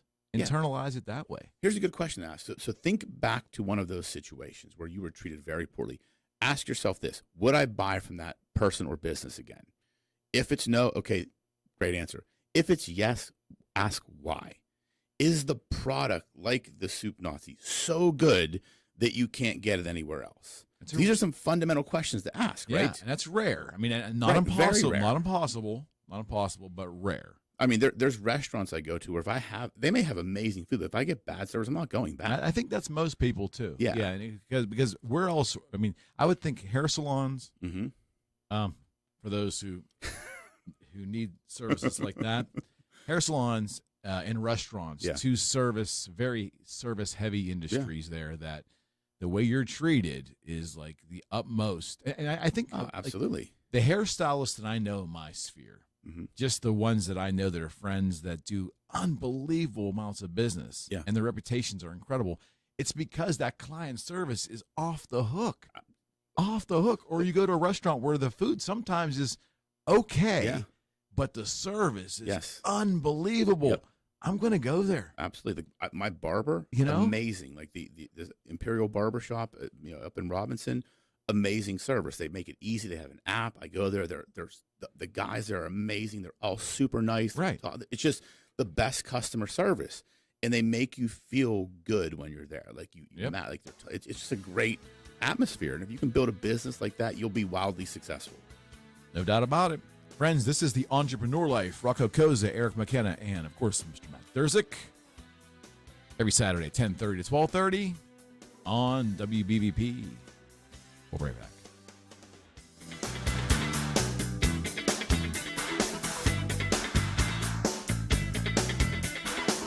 The ballpark is coming into your living room or the dashboard of your car. That's because Pirates Baseball is on Beaver County Radio. Set the dial to WBVP WMBA 99.3 FM or 95.7 FM, and then turn the volume up to hear the most beautiful sound in the world. Pirates Baseball is sure to be a hit this year, and it's presented locally by the Beer Falls Municipal Authority, Express Employment Professionals, Dr. C. Timothy Lipp, Falcones Boot Township Board, Keystone Wellness Program, and St. Barnabas, among others, right here on Beaver County Radio. Farming is dangerous. There's dangers all around us. We work around it and we live around it every day. And we just become desensitized to what's around us. We go through safety training and, we try and do these things to make sure accidents don't happen, but you just never know. There are so many farmers that I think take for granted all of the underground utilities that are there. You don't want to hit a gas pipe because that's your life. The other part of it is if you hit certain things, you're liable for it. I mean, we kind of know what's out here, but all at the same time, you just always call. Farm Safe 811 starts with you. Whether you're installing drain tile or doing any sort of digging, always call 811 and wait for any underground lines to be marked and have the depth confirmed. That's farming with care. But if a line does get damaged, go somewhere safe and call 911. Always keep safety in the back of your mind. Just stay humble. For more information, go to farmsafe811.org. Listening to Beaver County Radio on your iPhone or Android device is super easy. I'm a truck driver. I listen to you on Bluetooth. I got it linked into the truck and I listen to you all day long. Just download Beaver County Radio in the App Store and you can be listening all day long. I listen to it all day, every day. Just find the Beaver County Radio app in the App Store and you can listen wherever you are. I'm at work right now and I'm listening to it. Stay connected to what's happening in Beaver County, your smart device, your mobile device, and streaming live at beavercountyradio.com. Multiple ways to listen. One clear voice. Beaver County Radio. St. Barnabas thanks you for listening to Beaver County Radio.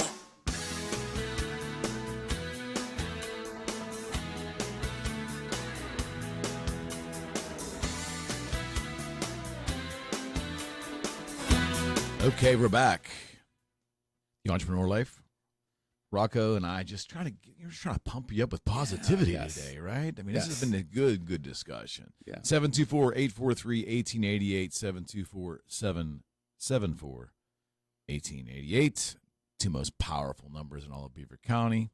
Yes, they are. As Matt rolls his eyes over there when I say that. But Matt, are we filling you with positivity today? He's going to flip right out of here.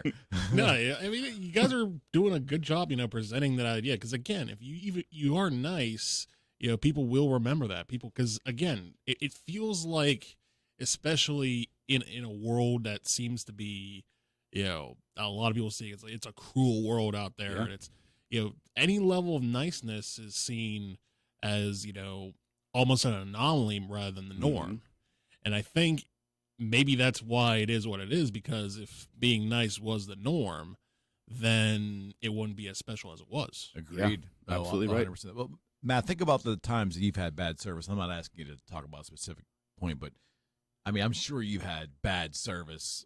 Even in the last month, you probably had service, whether it was bad or just unremarkable. You had it, right? Oh yeah. And again, you may go back and use that service again if you like what they're offering, but you may think about, you know what? I don't need to be treated like this. No. There's plenty of places I can go. Yeah. And that's just, you would think that's such an elemental thing about being a business owner, but people don't get it. Right. And that's why so many people, they go into it thinking, I'll just sell this and we'll be good to go. No, that's unless you're selling something so unique and so desired, like you guys were talking about earlier, then you have to have the service that stands out, because otherwise people say, okay, I can get this somewhere else. That's as simple as that. What's that word again? Differentiation. I'm Eric's translator today for hard words. Yeah, and I like big words too to challenge me. But you do. I cannot get that one off or whatever. It's kind of. I mean, I know you say it's a big word like gymnasium. Well, it's like going to the gymnasium. You just try bigger words and see how it goes. So just gotta keep going. He's too good. He's too good. That's a 6-syllable word, man. 6. Yeah. I just count that in my head, by the way. We break so much ground on this show. We do. I don't even know where I can go with that. For sure. If you understand anything in life, more flies with honey, right? When I was a kid, I had a paper route. This is kind of a corny story, but true. I had this paper route, and I was kind of timid. I've had a lot of timidity. I know it's hard to believe, but I was a very timid person when I was a youngster. As was I. I had to do the collection. Matt probably wouldn't remember this. I think it's probably well before you were even around. But we used to have to walk around and collect money for the paper subscription. Oh, wow. Like they used to call it collection day. Yeah. A little cardboard card. You might not even know this. I don't even know. There was a little, I used to deliver the Pittsburgh Press in the afternoons. And there was a little cardboard card there with little receipts for each week, and you'd pull it off and you give them, and they give you your $1.20 or whatever it was, right? Okay. And I was great at delivering the papers because I didn't have to have any human interaction. Because usually I would just drop it in the door and hope no one would come, and I'd run away. But every Friday I'd have to collect. And it was like I had this epiphany. Yes, my family wanted me to be nice, and I'm sure my grandparents said, be nice, more flies. I'm sure I heard all that stuff. But going up and collecting money as the paper boy and forcing myself to have to interact with these adults and I forced myself to look in the eye, and my natural reaction was to smile. I don't know where that came from. Yeah. But I realized right away, I remember as a little kid, like a 9-year-old kid, 8-year-old kid, it was like when I would smile, everything would open up and be okay. Yes. Like the person on the other side would be okay. They even gave me a tip. Like everything seemed to happen just by smiling.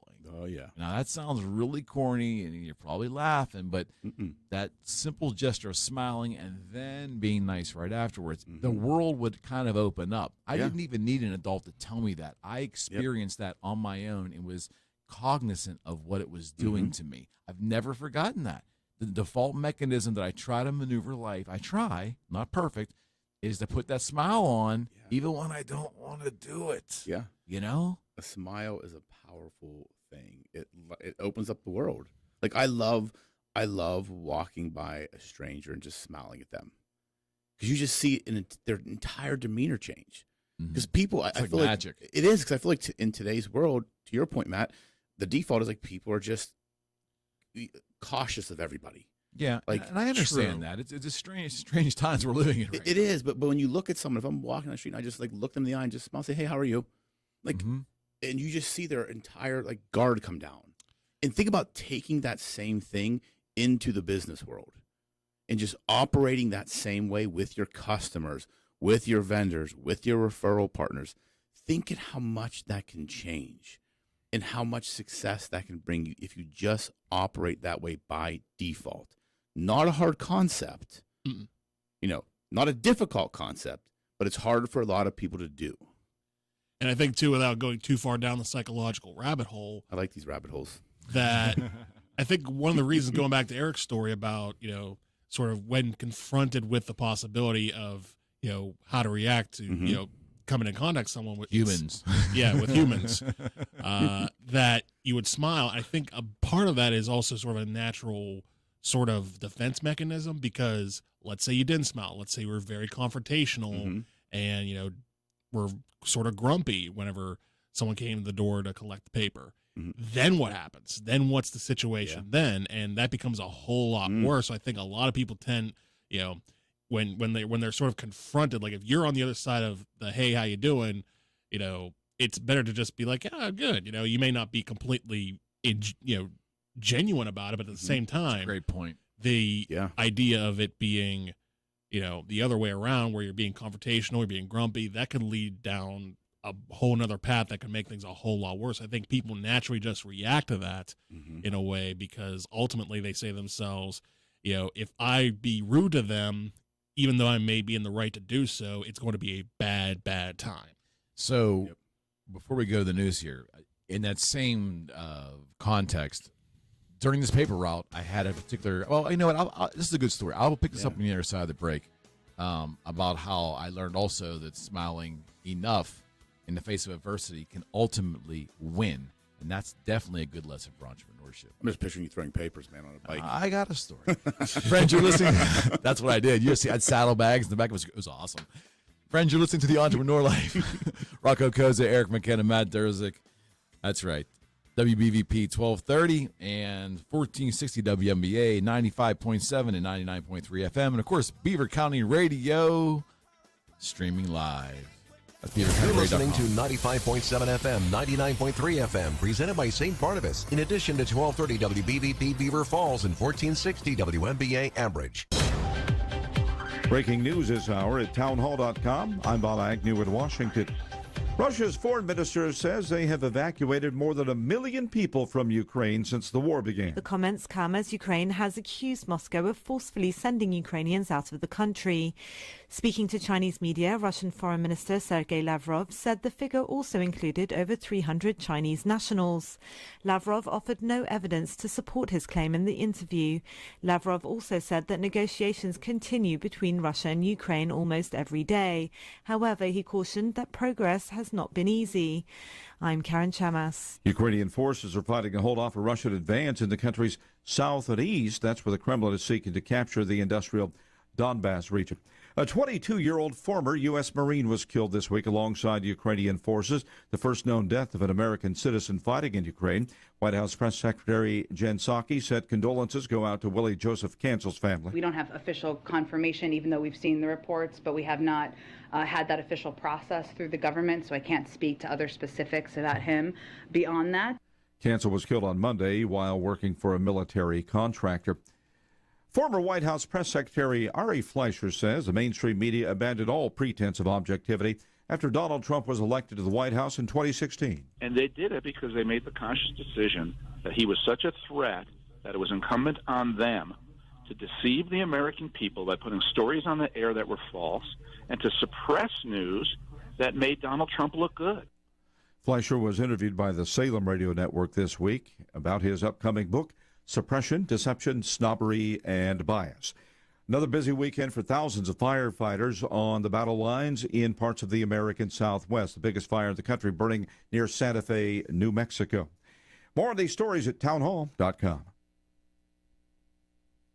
Make a difference in your life that impacts you for years to come by traveling to Israel this year. Sign up today for the thrill and excitement of visiting the Holy Land this November with nationally syndicated media host Dr. Sebastian Gorka and renowned author and filmmaker Dinesh D'Souza. Visit standwithisraeltour.com for details and to register. On the tour, you'll step into history with mouth-watering cuisine, picturesque scenes, and magnificent people, while visiting over 40 iconic sites and sacred places you've only read and heard about for years. Pray at the Western Wall in Jerusalem, float in the mineral-rich Dead Sea, and take a boat onto the middle of the Sea of Galilee as you experience something transforming in your life. Call 855-565-5519 to reserve your spot. Again, visit standwithisraeltour.com to book your trip today. U.S. Senator Marsha Blackburn is hailing Florida's decision to revoke self-governance for Disney after the entertainment giant used its power to attack the state's new parental rights law. Give a lot of props to the Florida legislature and to Governor Ron DeSantis. Blackburn told the Salem Radio Network Florida has every right to push back against Disney for its support for the teaching of LGBTQ and gender identity classes to students K through 3. They said, hey, we're not going to put up with this. The bill that they passed and that the governor signed was a bill that said, parents, you're in charge. Governor DeSantis told Disney, quote, "You're a corporation based in Burbank, California, and you're going to marshal your economic might to attack the parents of my state," something he described as a form of provocation, vowing to fight back. Breaking news and analysis at townhall.com. Airbnb says its employees can live and work almost anywhere in the world. The company is embracing a fully remote work policy to attract staff and ensure flexibility. The San Francisco-based short-term stay company says under the new policy, employees can work from the office, home, or during their travels to 170 countries. CEO Brian Chesky said in a message to staff that they will still have to meet in person for regular team meetings and events, and salaries will not change if an employee decides to move. John Scott reporting. General Motors net income declined in the first quarter. The Detroit company's adjusted earnings topped Wall Street estimates, though its revenue fell short of analyst forecasts.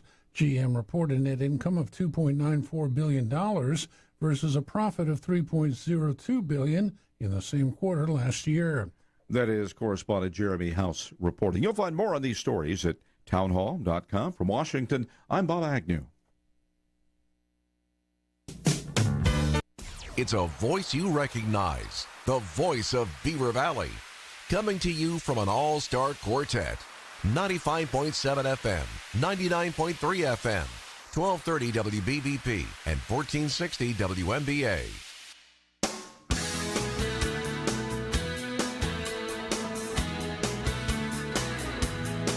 All right, we're back. The Entrepreneur Life. Rocco Cozza, Eric McKenna, Matt Durzik, having more fun than the law allows every Saturday from 10:30 to 12:30 on Beaver County Radio.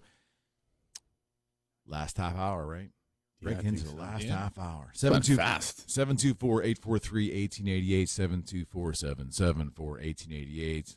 Any questions on entrepreneurship? Rocco will handle them. I'm taking a break. I'm just kidding.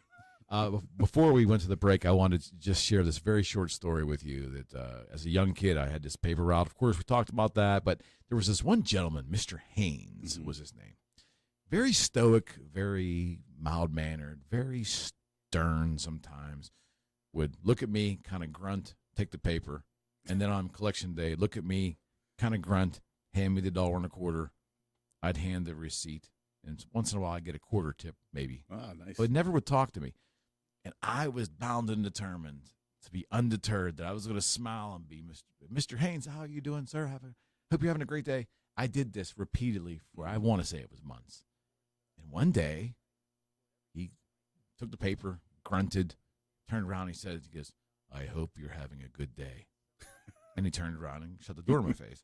But I remember being so happy because I got to this guy. Yeah. My positivity, it was like a little war him and I were having. He was being mean. I was being polite. He was being mean, but I won. It's a weird way of looking at it, but as a little kid, it was a good lesson to learn that if you stick with it long enough, positivity and kindness kind of won him over. Yeah, it's infectious. It was infectious. Even Mr. Haynes, even got through to Mr. Haynes, But again, little things like that leave marks on you as a human that you can carry forward in life. And here I am all these years later. I can remember that as pure as a bell. It was a good life lesson. And I did it on my own, I found that out on my own. Yeah, it's funny when you look back. I do that every once in a while. Look back kind of at my youth and say, what lessons did I learn? And kind of, I feel like as you get older and learn more about life, you kind of look back on situations that happened and take new lessons from them. The Mad Dog is not a good wine. There's a lesson for you from youth. Yeah, I mean, that's a different lesson, but hey, I mean, that wasn't, and I think we had this debate on a break like a show or two ago. Like, Mad Dog was not a wine. I don't think. Mad Dog 2020 is not a wine. Okay. I feel like it was a Kool-Aid with turpentine in it. Like, that's what it was, like in a little bottle. It wasn't sold like wine. I think you nailed the taste down. It's only wine that actually tastes like gut rot whiskey. You know. Hey man, terrible stuff. Nothing like a 40 of St. Ides when we were kids. Good, true. Schlitz, the malt liquor bowl. Yeah. Right. That was. Well, I learned about malt liquor in a bad way when I was young, and that didn't. The best meme I've seen, not to take a. This is a U-turn. Another right turn. But the best meme I saw recently, it had a picture of like St. Ides and Oldie, and it said, "Kids today grew up or drink Trulies. I grew up on these. We're not the same." It's true, you know. Cause Mickey's wide mouth. Yeah, man. The grenades, right? Yes, Mickey's grenades. Yeah. Anyways, how do we get off on alcohol? Maybe you have to have some alcohol if you're going to make a decision to go into entrepreneurship. Just kidding. Didn't you say in the last hour exactly not to do that? Yes. Yes, indeed. We give bad advice. Yes. Alcohol does not necessarily contribute to good decisions. Don't make decisions, especially when it comes to entrepreneurship. No. Definitely have some rational decisions. And again, this show we've really keyed on the questions to ask oneself and to try to get some things in alignment. Whether it's philosophy, maybe you need to maybe you need to re-examine what philosophies you have and create your own personal philosophy, but at least get right with yourself and ask the hard questions and decide whether this journey is for you. That's what this show is about, at least at this point anyways. We're still approaching this, Rocco, and if I'm wrong, tell me, but we're still approaching this as if talking to people who are considering starting the journey. Because there's so much to discuss in that regard. Oh, yeah, 100%. I mean, I think, and again, like you said, it's not for everybody, and that is okay. Like, I think, especially today, like with social media, people think it's the cool thing to be an entrepreneur. It's the cool thing to start a business. Like, that's how I, get to do all this cool stuff and travel and make all this money. People aren't talking about what it actually takes. Like, again, what you think it's going to take is about 30% of what it actually takes. 100%. And so it may not be for you. You got to understand, like, the stuff we've talked about today and in the past weeks are all part of that equation. Do you have the mentality? Do you have the demeanor? Do you have the work ethic? Do you have the ability to change, adjust, and adapt very quickly? Because that's a whole, I don't think we really got into that deeply on any of these episodes, but that if you do not like change or you are not quick to adapt, entrepreneurship may not be for you. Well, it's funny. Rocco just kind of blew it for my announcement for next week. We're going to talk about we're going to talk about change next week, but we're also going to talk about the personal costs that entrepreneurship usually bring to an entrepreneur. We're going to talk a little bit about that and how that basically reacts to change. But that's our topic next week for sure. Week, so I'll put that one on parking lot. No, but it's good though. I think ultimately, in the end, life is going. We said this prior. Mm-hmm. Life is going to change for you the moment you decide to commit. That a popular phrase today is all in. Yeah. The moment you go all in and start the journey, you start the engine, you put the foot on the gas, and now you're off. Yeah. You cannot expect. I mean, you're delusional if you believe that everything is going to be as it was. My marriage is going to be identical. No. Or maybe my relationships, my relationship with my kids, my relationship with my family, my relationship with my friends or those who I believe are my friends, all that stuff, which would naturally change and evolve anyways. Now, the rate of change is going to speed up immensely. And if you believe that's not happening, I'm here to tell you it's a lie. It's going to happen. Starting a business is like having a kid. It's all day, every day. You don't get to really put it away or, put it down. You get a break every once in a while. And that's the same thing with being a parent, right? You get a break every once in a while when someone watches your kids and you get a night out. But having an entrepreneurship is like, or having a business is like having a child. And you have to understand, like, being an employee is one thing, right? You work very hard while you're there, but you get to go home and it's someone else's problem. Like, you go in and deal with the things you need to deal with, and then the other things that actually make the company run, it's not for you to really deal with. As an entrepreneur, you've got to feed the baby, change the baby, teach the baby. Like, there's a lot of things that go around with that. I have baby in my head because Matt from my office actually had his daughter this week. So congrats to Matt and congrats Harley. to Matt. Yes, finally they had this baby, which was a year late, I feel like, but she's here now. And she's a beautiful baby girl. But that's part of it. Like, you have to understand it is a commitment like no other. Like, parenting's a commitment. Starting a business is the same level of commitment, I would say. Well, not the same type. But 100%. And like next week, we're going to talk about change. Like, we're going to outline aspects of your life that is going to change. Oh, yeah. And how you will now need to maneuver, your work life. And we mentioned on the first show, having a balanced work and personal life is a lie. Yeah. For an entrepreneur, you can't have it all. And you can't have, the other thing is with identity, right? Like, you can't have that's a good one. A personal identity and a professional identity. They are one in the same. And if people try to separate it, though, you can't. Like, if you want to be successful in I think truly in your career as an entrepreneur and building a business, they cannot be different. They are one in the same. And if you try and separate and live these two lives, it'll be a very difficult They have a disease. road. They have a disease. It's called bipolar. I mean, it's true, but people get so, especially lawyers, right? Like, they get so afraid to intermingle their personal life with their business life. Yeah. To me, it's like, I want to know the whole person. And see, I think that's a good thing of social media the past 20 years. Yeah. I think that authenticity has become a thing, and Yes. I see the melding of different roles. For me, for example, everything is now one. I am Eric McKenna, and all that I do, my realtor practice, podcasting, radio show, guitar stuff I do, everything is one, but it's me at the center. Yeah. And it is a different mindset. It is. I tried to compartmentalize my life for a long time, and it's you have little successes at it, but in reality, when you step back and look at it, it adds. And here's that word again. It adds way, way, way too much more complexity, and doesn't need to be. Sometimes the simplest way to present yourself is often the best way. Yeah, just be you. Just be you. In all ways, in every way. I mean, you have to be. And I think people do themselves a disservice, especially as an entrepreneur, when you're trying to live these separate lives.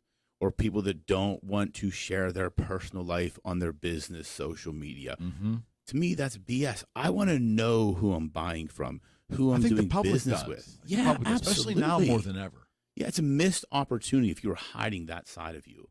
Because think about it. If you have kids that are kind of like my kids' age, we have something to relate with. Like, I can relate with 100%. And we can have a personal discussion, which makes me like you more, which makes me more inclined to buy your product or service. Yeah, and what a great opportunity social media and the web in general gives us now to show, to find. I think the ability now is, as an entrepreneur, you have the ability pretty much for free to show the world who you are, the things you dig, the things you don't, the things the things you're involved with. And even if it's philosophy, to put your philosophy out there, because I think what happens there is not only is the authenticity good for authenticity's sake, it also enables you to interact with people that you're a good fit with for the most part. And I think, you want to be attracted to like-minded people. Yes. That does not mean you should only surround yourself with like-minded people, but let's say birds of a feather. Flock together. Absolutely. And in business, it's very, very common. Absolutely. Yeah, for sure. So I am going to conclude the entrepreneur part of the show today. I love it. Because we've been so busy the past couple of weeks, but I want to ask Matt about our Pittsburgh Penguins. Yes. Yes. I'm dying to find out, we are now in playoff mode, and we're going against the Rangers. Yeah. What is your take, sir? Well, I think they have a chance. I think they could create a lot of momentum for themselves. They come out, well rested into game one on Tuesday night, go to Madison Square Garden, and knock the Rangers in the teeth. But I also am very cognizant of the fact that the exact opposite could happen and that the Penguins go into Madison Square Garden and they get knocked in the teeth. So it's going to be tough. It's really going to depend on, because the kind of cool thing about this, not that I would say this is a cool thing for either side from a pragmatic perspective, but all goaltenders involved here, with the exception of Tristan Jarry, if he comes back, Georgiev and Shesterkin for the Rangers, and then for the Smith for the Penguins, this is their first playoff experience. Right on. So that's going to be raw. Everybody else kind of has a little bit of it.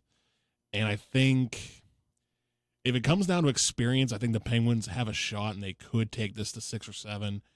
But if the talent wins out, it may pair toward the Rangers. And that's really going to come down to whether these goaltenders maintain whatever presence they had over the course of the last couple of weeks. You think if they get through this round, you think Jarry will be back? Oh yeah. They get through. See, here's the problem with that though. If they get through this round, it'll be because of DeSmith, and at that point, and then do you make the change? Right, he's the hot hand, and so maybe you go with Jarry for game 1 of the next series. Yeah. If that happens, just to see what you got, and it's like, okay, if it doesn't work, we got a game. We can go back to DeSmith. But all of that is very much, it depends on a lot of different things. So. Okay, so we're going to come back and spend the last couple minutes of the show asking about the Steelers' new quarterback. Oh, yeah. I'm sure we all have opinions on that. Yes. Friends, you've been listening to The Entrepreneur Life. Rocco Cozza, Eric McKenna, and Matt Durzik on 1230 WBVP and 1460 Super Talk, WMBA 95.7 What did I tell you?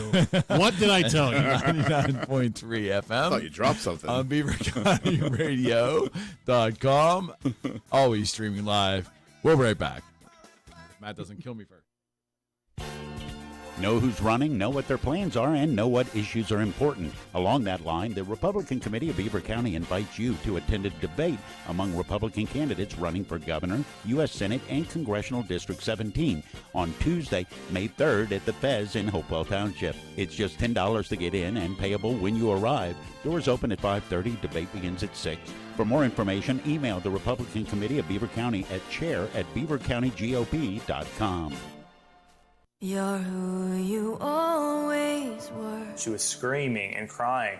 I've never seen her like that in my life. You're who you've always been. So we ended up calling the doctor, and he said, this isn't just an ear infection. You always had it in you. This is our daughter, and we didn't know how to help her. To fight monsters and win. Every day, thousands of kids like Gwen enter a Children's Miracle Network hospital. And for many of them, they're fighting for their lives. Children's hospitals are underfunded, which is why these hospitals rely on community support.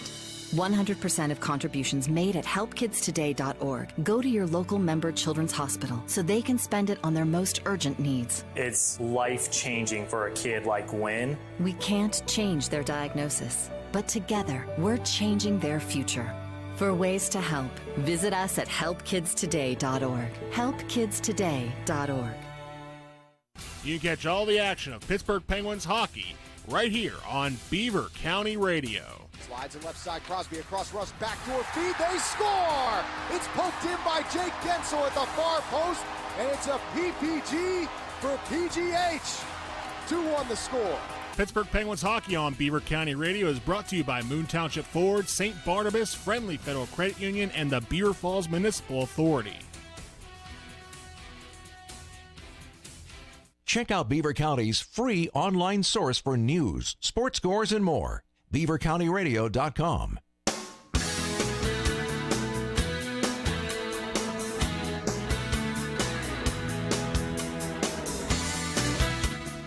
Now, if you're Mitch Trubisky, right? What are you thinking right now, right? I'm thinking, well, got to hit the gym a little bit. I want to go to Rocco first. Okay. Because Rocco asked me off air what my thoughts were, and he obviously has got an angle here. So I have no angle. Well, you have an opinion. So the Steelers took Kenny. And do you think it was, first off, did you see it coming? Okay. Did you think it was wise? And how do you think it's going to play out year one? Put you on a spot. Didn't minding. We only have a couple minutes left. Didn't pay enough attention to see it coming. So Okay. I haven't paid enough attention this year. Okay. Here's my fear anytime with Pittsburgh and a new quarterback. I don't think we give a new quarterback enough chance. They have one bad game and then everybody hates them. Mm-hmm. Like that's what I feel like. And then that does something to a mentality of a quarterback, right? I mean, you got to think about, and obviously we had Ben for so long, but Terry. Yeah, right. I mean, if you have that one bad game, I mean, this kid's young. He's like you were saying, like he had some interesting ways in college. He has this kind of cockiness to him. I like that. But he's not overly arrogant. A city like this, I feel like will eat you alive if you have one bad game, and that can really mess with a player's mental state. We'll see how tough. Yeah, we have to see how tough he is. That to me is, transitioning from college to the pros is one, a physical shift, right? But it's a mental shift, right? When you're the quarterback at a college, like you are a big man on campus. Now you're a rookie quarterback for an NFL franchise that has been very hard on quarterbacks when you think about it, like historically. And now you're playing in the same town you played college ball in. People are going to have high expectations of this kid. Oh, they're already there. I mean, they're already there, and I think that's the problem we have with as an organization. Well, he didn't help as a town. himself by saying he's going to go out and win a Super Bowl either. Well, that wasn't a lie. I think he was probably a little bit lit when he made that little proclamation. And maybe he does, but I think he's got to develop. 100%. And I think we have to give him the chance to develop without throwing him on the fire. I agree. And that's where I think will this our town city do that? Well, that's the $1 million question, in my opinion, because that can mess with someone. Oh yeah.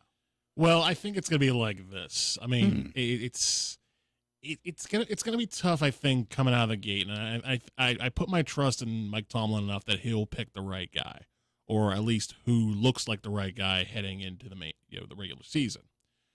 Whether that's Trubisky or Pickett, is up for anybody's debate. Because I know the problem with getting somebody like Pickett, and again, he's a great quarterback. He was a great quarterback at Pitt. The problem is there's that spiritual nature of, he's from Pitt. He's staying in Pittsburgh, and we had the chance at Dan Marino, we blew it, and this is the resurrector. That's just a good story, right? But the problem is, because it's a good story, that they don't want to see any bad parts in this good story. They don't want to see the villain show up. They just want the good romance for Pickett to be the starter throughout, to win the Super Bowls and everything. There's gonna be bumps in the road. There's no question. There's gonna be losses on the board, especially when you have the defending AFC champions in your own division. Yep. I think it's gonna be it's gonna be an interesting season, because I don't think the Steelers are gonna be bad. But I don't necessarily think they're going to be able to get past that unless, Cincinnati's a one-hit wonder. So it's what's really tough about football is in regards to the quarterback, there is an analogy to baseball about starting pitchers and how long you leave them in. Yeah. When you think about one game, but with a quarterback, it's you only get 16 games per season. And how long? 17 now. Oh, 17. And how long do you go with this one quarterback before you have to say, well, it's just not going to work? Case in point, this is a personal preference, but I feel that Cordell Stewart was jammed down our throats, the Steeler fan nation, by Cowher. He had ultimate belief in Cordell, but the reality was that it just didn't pan out. Right. Blame the fans, blame Cordell, blame the NFL, blame whatever. But he was not the answer for the Steelers. Yet we had that continually because of Cowher. My question is going to be, how stubborn is Pittsburgh management of the Steelers, and how long will they go with the next quarterback if that quarterback is not getting the job done? Are we in an era again where is the leash shorter now than it was in the Cowher era? I think so. I think so. I think it is. And I think too the difference here would be, and again, I mean, you go back to the Cordell days, you might haven't had options as far as who were the better quarterbacks would have been, but now you do have options. It's clear to see that there are options where if you don't go with Trubisky, you do go with Pickett or vice versa. Where back in the Cordell days, there may not have been that option. Like you could have gone, like I forget who it was. I know he's been dogged recently as like one of the worst quarterbacks in Steelers history. There's a guy they started, I think, in 2000. See, your point's made. Yeah. I can't remember who it is. No, I can't remember. The Steelers always have had. Let me say one thing. The Steelers always have had options. The Steelers, however, have always chosen not to enter for a long time. Rarely did they enter the free agent market. Their mantra was to draft and handle from within. things and then. True. So the way they do business, they might not have had options, but that was by choice. You know, there were options in the Cordell era if they wanted to go out and take a chance. They just, you know, Cowher believed in Cordell was the answer, and it was all. I think the stubbornness came from maybe didn't want to be proved to be wrong. Well, I think you hit it on the head. Is you don't want to be proven wrong. I think now the leash is shorter, and I think the fans won't tolerate it as long as we did in the past. I think it's a different era now. Different era, a different city, a different fan base. Good point. It's a different. Things move so much faster these days in every aspect of the world that if they don't make a change quick, people will lose it. It truly is. What have you done for me lately? Yeah, yeah. True. Excellent show. Excellent time. Good time. Rocco, thank you so much. Matt, what can I say? Thank you, buddy. Wouldn't happen without you. Friends, The Entrepreneur Life with Rocco Cozza and Eric McKenna. Be back next Saturday from 10:30 to 12:30. Look forward to talking with you then. You're listening to WBBP 1230 and 1460 WMBA, and always on the new 95.7 and 99.3 FM, and always streaming live at beavercountyradio.com. Have a great week, and we will see you very soon.